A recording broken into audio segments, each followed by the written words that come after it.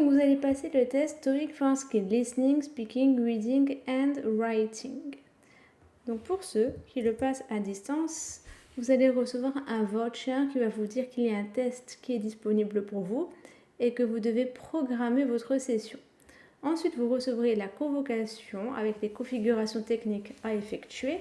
Une fois celle-ci faite, vous recevrez votre lien de connexion pour passer l'examen. Vous passerez donc le test et sous 7 à 10 jours, vous allez donc recevoir vos résultats à l'examen.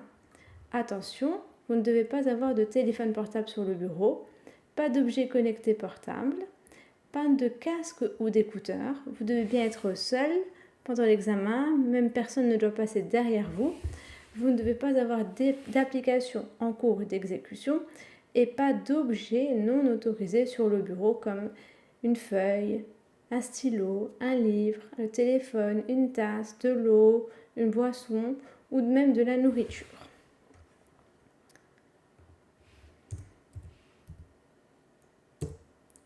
Donc, comment est composé le test? Vous aurez du listening, du speaking, du reading et du writing. Ce sera un test qui durera environ 2h20. Donc, 25 minutes pour la partie listening, 20 minutes pour la partie speaking, 37 minutes pour la partie reading et 1 heure pour la partie writing. Donc pour la partie listening, il y aura donc 2 parties. Première partie, vous aurez des photos, des questions-réponses, une partie sur la conversation et des exposés. Donc 25 questions dans la partie 1 et 20 questions dans la partie 2. Donc dans la partie 2, juste vous n'aurez pas la partie avec les photos. Ensuite, vous passerez à la partie speaking qui sera donc ici composée de 11 questions. Donc vous serez principalement évalué sur la prononciation, l'intonation et l'accentuation, la grammaire, le vocabulaire, la cohésion, donc est-ce que ce que vous dites est bien en rapport avec le sujet, la pertinence du contenu et le contenu exhaustif, c'est-à-dire ne pas dire moins, mais ne pas dire trop non plus par rapport à ce qui est demandé. Donc sur la partie speaking, vous aurez 2 questions. Donc là, le but c'est de lire un texte à voix haute. Donc vous aurez sensiblement un texte de cette longueur-là. Vous aurez 45 secondes pour en prendre connaissance, puis 45 secondes pour le lire à voix haute. Ensuite, vous aurez une image à décrire en donnant le plus de détails possible. Donc là, il y aura 30 secondes de préparation et 30 secondes de description à voix haute. Puis sur les questions 5 à 7 de la partie speaking, vous devrez répondre à des questions. Donc vous avez bien un contexte qui vous est donné. Vous avez 3 questions. À chaque fois, donc, vous avez 3 secondes de préparation. Puis pour les questions 5, 6, 15 secondes de réponse. Et pour la dernière, 30 secondes de réponse.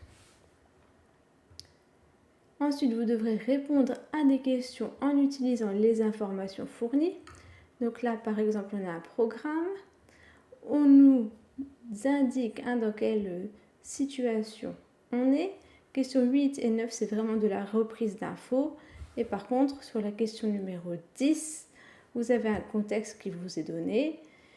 Et il faut vraiment essayer de donner la meilleure réponse possible, sachant qu'ici, vous avez plus de temps, 30 secondes pour y répondre, alors que pour les 2 premières, vous n'avez que 15 secondes de réponse. Et enfin, la dernière partie du speaking, exprimer une opinion. Donc là, vous avez un sujet qui vous est donné, vous avez 15 secondes de préparation et 1 minute de réponse. Ensuite, on passe à la partie reading, donc partie qui est chronométrée. Donc là, vous aurez 45 questions, vous aurez 37 minutes en tout pour y répondre. Partie 1, 25 questions. Et ici, vous aurez 23 minutes pour y répondre. Donc avec la partie complétion de phrases. Donc ce qui est évalué ici, c'est grammaire, vocabulaire. Complétion de texte, donc c'est grammaire, vocabulaire. Plus la capacité à replacer ici dans un texte une expression ou une phrase. Et enfin, la partie compréhension écrite, donc c'est-à-dire compréhension globale, mais aussi compréhension dans le détail d'un document. Et donc le même type de question dans la partie 2. Attention ici, vous n'avez que 14 minutes pour répondre aux 20 questions.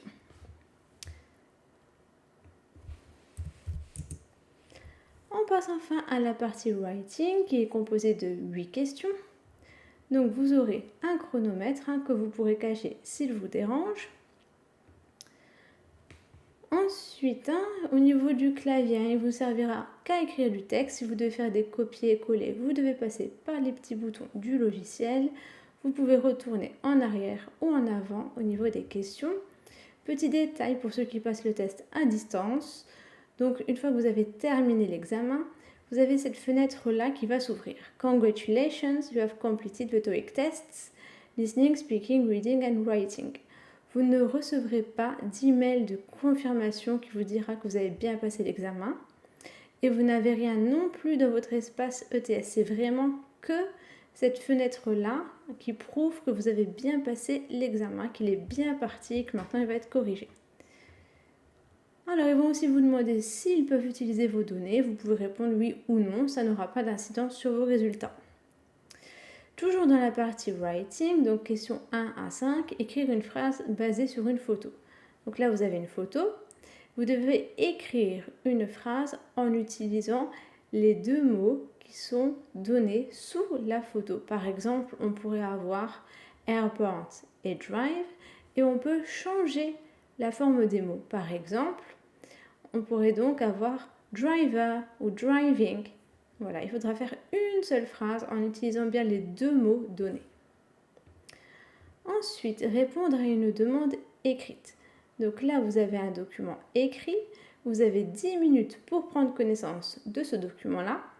Et ici, faire une réponse d'après les instructions données. Et on passe enfin à la dernière partie, question 8. Rédiger un texte pour exprimer une opinion. Donc ici, vous devrez créer un essai d'un minimum de 300 mots et vous avez 30 minutes pour faire cela. Donc surtout, répondez bien à la question. Donc ça peut être une question ouverte comme une question fermée. Organisez bien votre document, firstly, secondly, furthermore, moreover, to conclude. Voilà, faites attention à la grammaire, au vocabulaire et surtout ici, argumentez bien votre opinion, donnez bien des raisons, des exemples. Voilà.